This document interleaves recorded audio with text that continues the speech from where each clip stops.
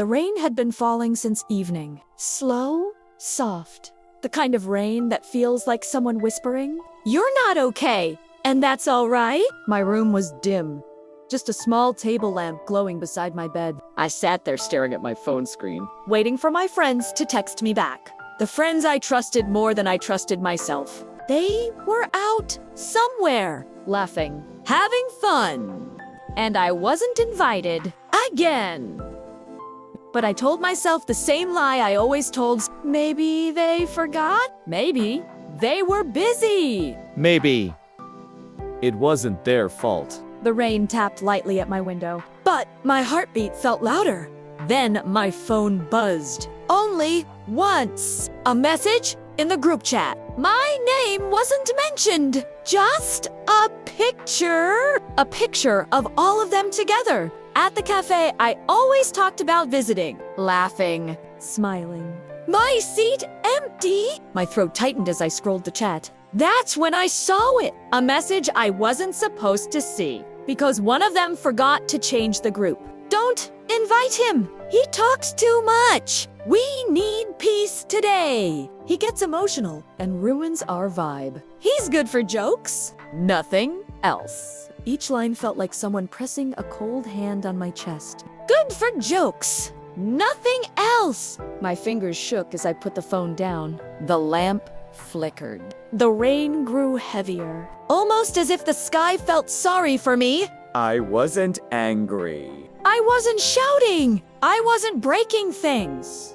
I just sat there, quietly. Silence hurts more than pain sometimes. I thought about all the times I cheered for them, all the times I supported them, all the times I stood up when no one else would. And this was what I got. A joke? A background character in their story. A filler scene. I didn't cry. Not yet.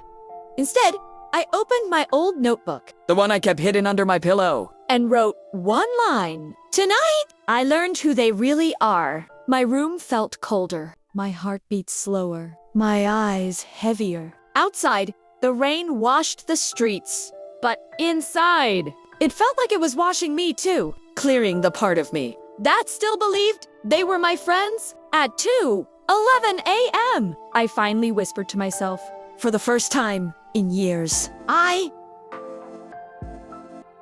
deserve better. And that was the moment.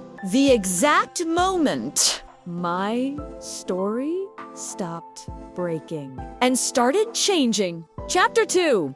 The day they proved me right. The next morning felt heavier than usual. The rain had stopped, but the clouds still hung low, like the sky was tired. Tired the same way I was. I got ready for school slowly, moving like someone carrying a weight nobody else could see. When I reached the gate, I saw them. My friends. Laughing, talking, living in a world where I didn't exist. I walked past quietly, hoping maybe one of them would notice, say something, anything.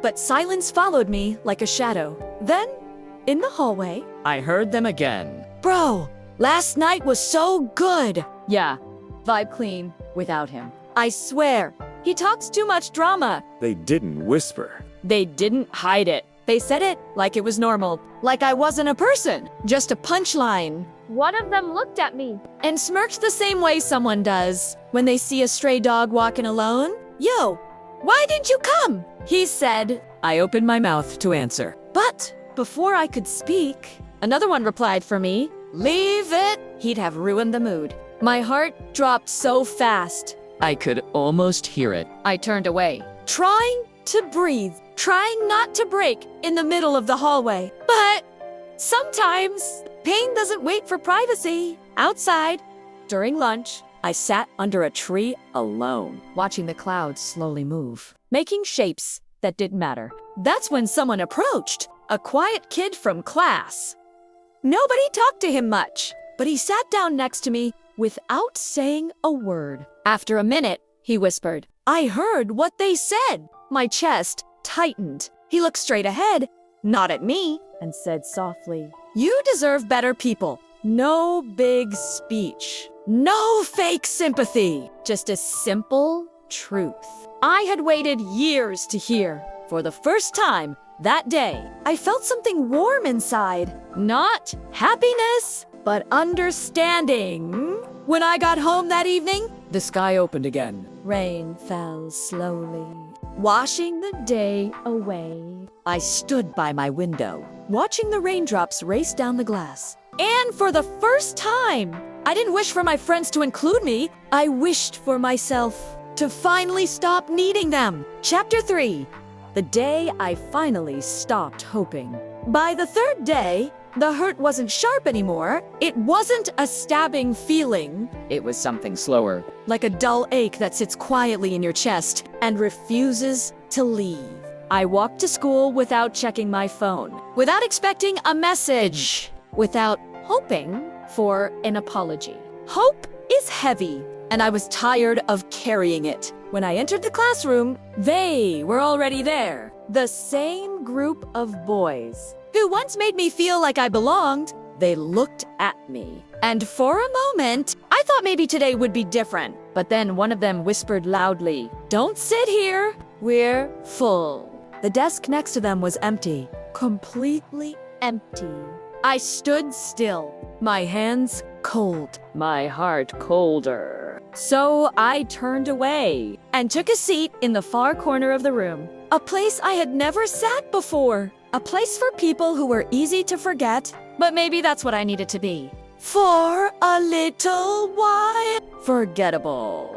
During group assignment, my name floated around the room like an unwanted balloon. Not with us. He'll slow us down. Don't add him. Their voices blended with the soft tapping of rain against the window. I didn't fight. I didn't argue.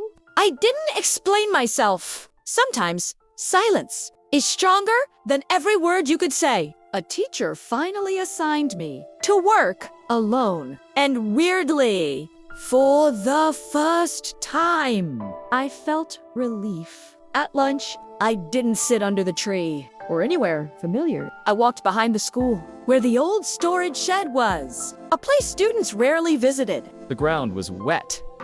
Small puddles reflecting the gray sky. But it felt peaceful, like the world finally left me alone long enough for me to hear my own thoughts. Then, I saw him, the quiet kid from yesterday. He stood a few feet away, hood up, hands in pockets, not saying anything. After a moment, He asked softly, "Are you okay?" his voice wasn't loud. Wasn't forced, just honest. "No," I replied. It was the first honest thing I'd said in days. He nodded, not surprised. Not uncomfortable. Good, he whispered. Because pretending hurts more, and that's when it clicked. The pain wasn't coming from being hurt. It was coming from pretending. I wasn't. That evening, As I walked home, a soft drizzle started falling. Not heavy, just enough to touch my skin and remind me I was still alive for the first time, I didn't look back at the school gate. hoping someone would call my name. I kept walking forward. Because maybe the only way to stop being a joke is to stop standing in the place where people laugh. Chapter 4. The day I didn't break anymore. The next morning felt strangely calm. Not happy. Not healed. Just calm. Like the storm inside me had finally stopped screaming, even if the sky outside was still cloudy. When I reached school, the halls were loud, as usual. Shoes slamming, lockers banging, laughter echoing from people who didn't know what it felt like to walk in alone. I passed by my old group. They didn't look at me! Not once! And for the first time, that silence didn't hurt. It felt final, like a door slowly closing behind me. In class, I took my usual seat in the corner. I opened my notebook, stared at the blank page, and instead of writing something sad, my hand moved on its own. I wrote, "I don't need people who need me only as a joke." My handwriting wasn't steady, but the feeling behind it was. During break, I went to the back of the school again. The quiet kid was already there, sitting on an old crate. drawing something in his sketchbook. He didn't look up when I arrived. He didn't ask what happened. He didn't force conversation. He just said, softly, as if he'd been waiting, "You don't look broken today." I didn't know how to reply. Maybe I wasn't broken.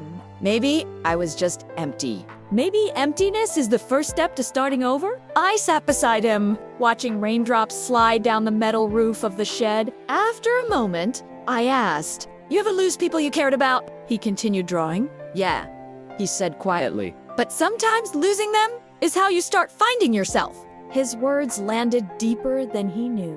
Later, during lunch, I saw my old group again, laughing, teasing each other, living Italy without me. And instead of wishing to be with them, a strange thought entered my mind. Would I even fit there anymore? It felt like I was slowly learning that some people don't leave your life because you did something wrong. They leave because they never belonged in your story in the first place. When school ended, I walked home under a sky that couldn't decide between rain or sun. A soft drizzle kissed my face. Cold, but refreshing. And that evening, as I lay down in my dimly lit room, I didn't replay their words. I didn't scroll through old messages. I didn't check their updates. I just breathed, slowly, deeply. For the first time in a long time, I felt like myself. Not the version they mocked, but the one I had forgotten. The one who deserved peace.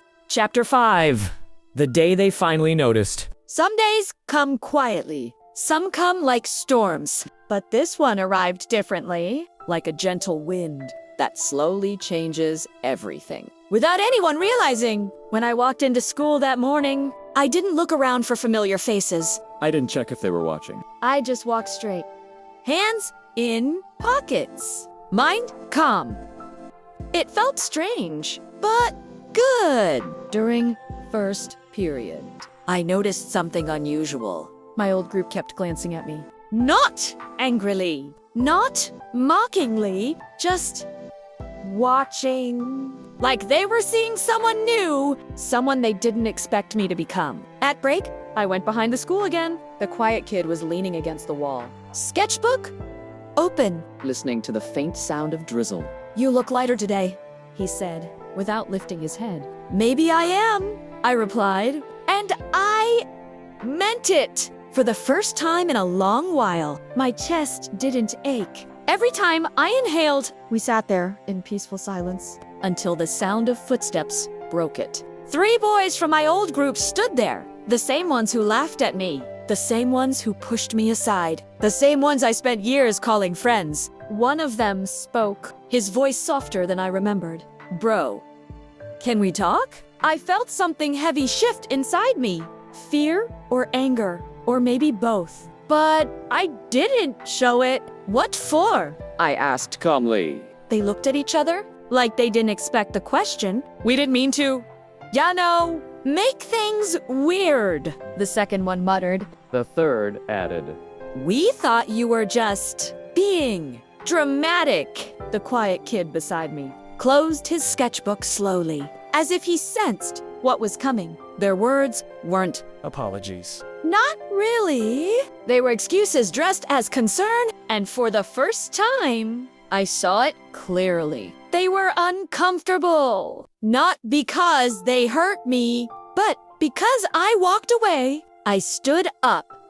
The drizzle softened, the sky watching silently. "I'm not angry," I said, "and I'm not holding anything against you." They relaxed a little until I added, "But I'm not coming back." Their expressions dropped. "Shock, konjong, a little bit of guilt," one of them whispered. "Are you serious?" I nodded. "Yeah. I'm done fighting to fit somewhere." That never had space for me. Silence spread between us. The heavy kind that comes right before someone realizes they're losing something they never valued. They walked away slowly, not saying anything else. The quiet kid looked at me, surprised. "You really said that," he whispered. "I really needed to," I replied. "When school ended. I walked home in a gentle rain, each drop feeling like a small pat on the shoulder, a quiet congratulations from the sky. And that night, for the first time in months, I didn't cry myself to sleep. I slept quietly. Softly, like someone who finally knew losing people isn't the end. Sometimes it's the beginning of finding the people who never want to lose you. Chapter 6. The day I found my strength. The morning was quiet. Not the quiet that comes before a storm. The quiet that comes when the storm has passed and left something new behind. I walked to school with a small notebook in my backpack, not expecting anything, not looking for anyone. I didn't care if my old friends were there, if they noticed me or not. I only cared about myself and the person I was becoming. In class, I worked on my own project. Drawing, writing, thinking, creating. The teacher glanced at me once and smiled. And for the first time in months, I felt seen. Not for what they thought I was, but for what I truly was. During lunch, I didn't go to the usual corner. I found a quiet spot behind the school, where the trees formed a little canopy, and the rain, soft and steady, dripped from the branches. The quiet kid was already there, waiting with his sketchbook in hand. We didn't talk at first. We just worked. The sound of pencils scratching on paper blended with the soft patter of rain. Then, without looking up, he said softly, "You've changed." I smiled faintly. "Yeah," I said. "Maybe." I finally stopped waiting for people who didn't care. He nodded. Good.